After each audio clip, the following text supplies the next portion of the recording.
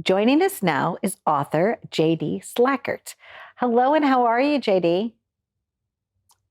Donna, I'm doing tremendous. It's a pleasure to be on your wonderful broadcast. So thank you so much for having me. You're welcome. Congratulations. I heard you had a major successful book launch for Darling, You're Not Alone. Tell us about that. How was that experience for you?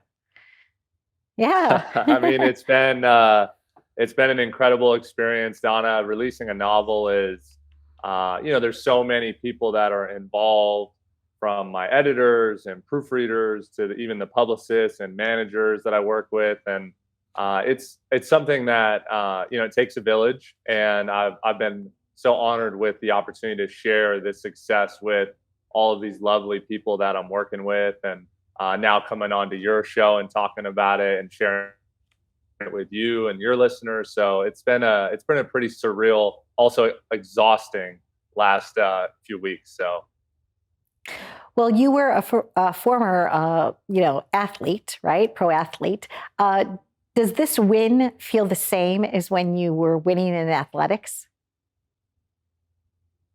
it's an interesting question because I actually was just asked this by someone else recently too, and they are kind of very different. I would say, like in sports, it is such a there's such a team atmosphere and kind of camaraderie that accompanies like a basket or a win.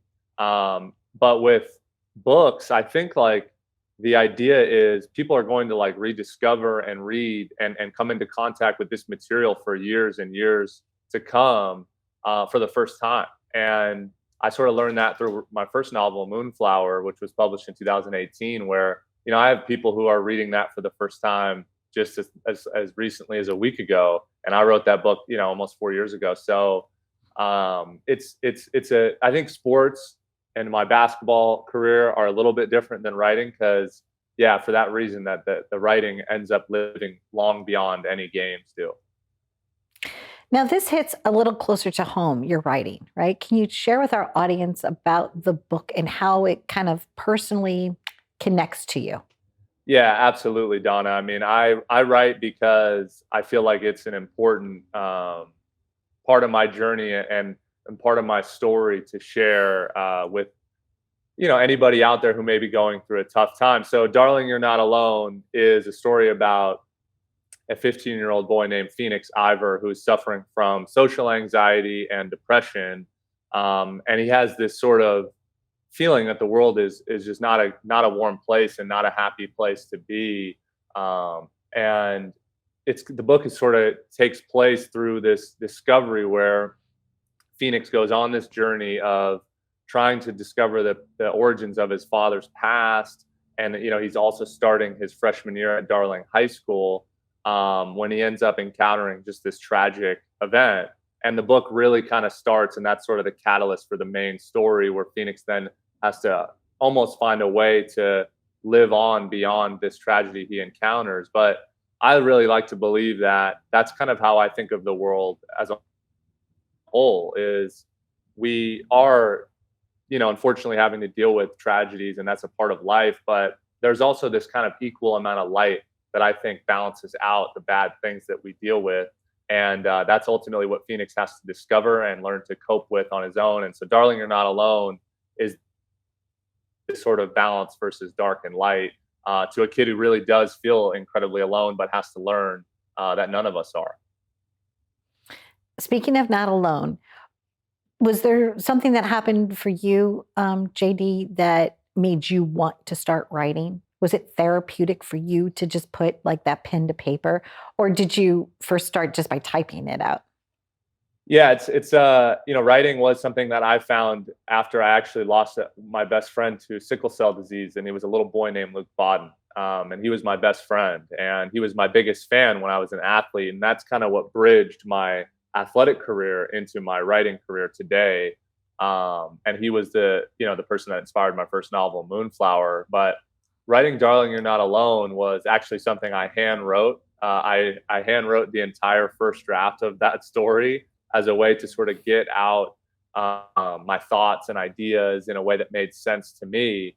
And ultimately, was just kind of this journey and very cathartic, as you mentioned, into creating this project. But yeah, handwriting has kind of become my process and my thing. And as many people that dislike it that I have to work with, I think I'm going to continue to do that for the rest of my career. Well, you are in very good company because another author that I've had on this show, Nelson DeMille, he uses yellow legal pads and he hand Yeah. writes his books. Did you know that? I've heard there's a few people out there that are like me and go for it like that way. I mean, Quentin Tarantino is another one. I think J.R. Tolkien. So yeah, there's a select few of us that decide to go with the old script, but I definitely think it's something that people around me have had to get used to, and I guess that's just what I'm going to do for the rest of my career. So Well, it also keeps your mind and your thought process a little more private. If you put it out there, sometimes you don't want to get hacked or things like that. So for a writer, it's precious, so you want to keep those words kind of safe. I don't know, maybe you even sleep with it under your pillow. You wake up in the middle of the night and you start jotting things down, JD. I don't know, but sure, uh, sure. continued success to you, on the journey. And I know that there has been some talk about maybe somebody adapting this into other formats besides the book. Are you open to that? Are you open to maybe somebody doing like a screenplay or something with it? Oh my goodness, yeah. Well, and Donna, thank you so much for the well wishes and for having me on your show once again. This has been incredible. But yeah, I think ultimately that's the goal of any project I create, is to see it also make its way to the screen. And I had a lot of interest in that for my first novel, and it was an incredible experience, kind of getting involved in the Hollywood world and meeting other screenwriters and directors and producers, and living in LA. That's such a common thing to find, that people are interested in that. So as a novelist here, I'm often met with that conversation pretty regularly, and I do envision this project hopefully making it to the screen, and I see it as more of like a limited series based on the way I created and wrote the story.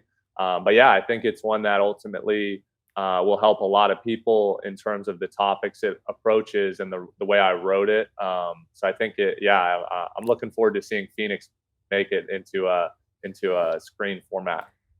Great. And maybe you'll even audition for a role. I always think that that's so much fun, right? It's so much fun. It's like, you'll be like the character behind the counter or something fun. So JD, thank you again for being here. It's always a pleasure. And I know that I think you're working on the third chapter now of your latest book. So when that gets wrapped, I hope that you'll come back on as well. Okay. Donna, I would love to return anytime. You have an amazing show, amazing broadcast. You have great energy, and I enjoy every second here. So yeah, I promise I'll be back. Thank you so much. Okay. Happy journeys to you and happy holidays to you this year. Yeah, you as well. Thank you.